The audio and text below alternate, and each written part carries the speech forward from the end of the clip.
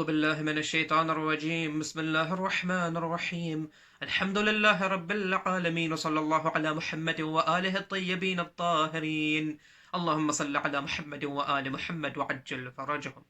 Last week we spoke about dua number 25 of Sahifa al-Sajjadiyya, the dua for children.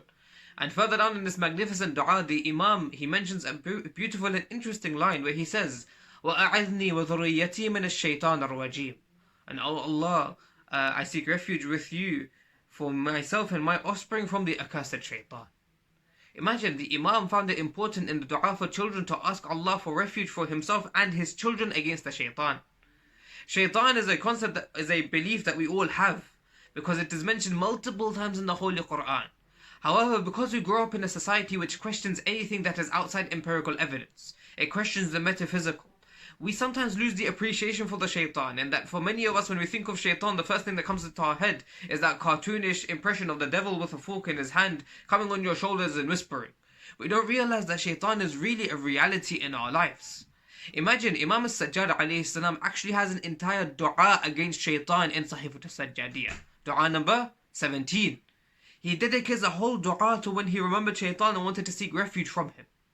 And he starts it so interestingly and beautifully. He says, Allahumma inna na'udhu bika min nazaghat al-shaytan al-rajim wa kaydihi wa makaidihi. Oh Allah, we seek refuge in you from the accursed Shaytan and from his trickery and his traps.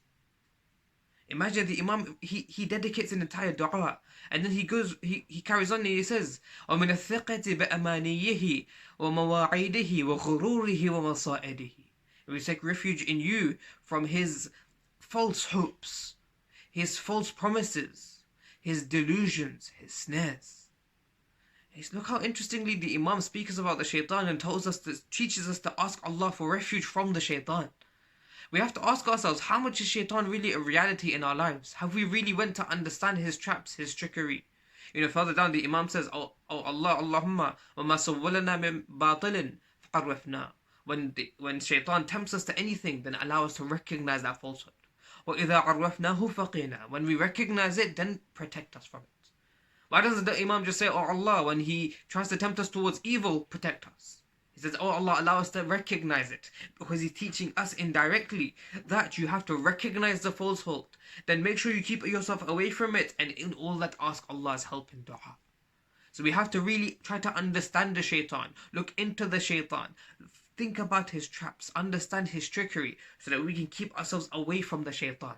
We can actively seek refuge against the Shaytan. In dua number 25, there's some really interesting lines where the Imam, he speaks about the Shaytan, and he speaks about some of his trickery and his traps. He says, أَسْكَنْتَهُ صُدُورَنَا وَأَجْرَيْتَهُ مَجَارِيَ دِمَائِنَا. Oh Allah, you allowed him to settle in our chests, and you allowed him to run through our blood vessels. لَا يَغْفُلُ إِنْ غَفَلْنَا وَلَا يَنْسَى إِنْ نَسِينَا. He is never heedless if we're heedless, and he never forgets even if we forget.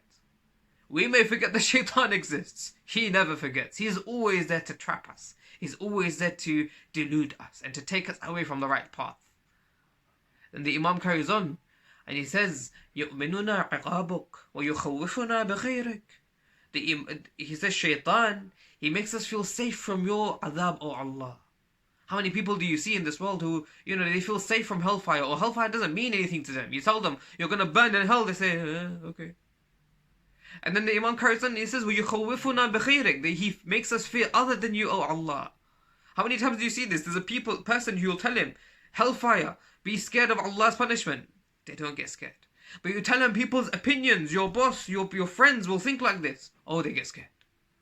They're scared of other than Allah, but they feel safe from Allah's punishment. Trap of the Shaytan. And then the Imam carries on and he says, وَإِنْ هَمَمْنَا بِفَحِّشَةٍ شَجَّعَنَا عَلَيْهَا.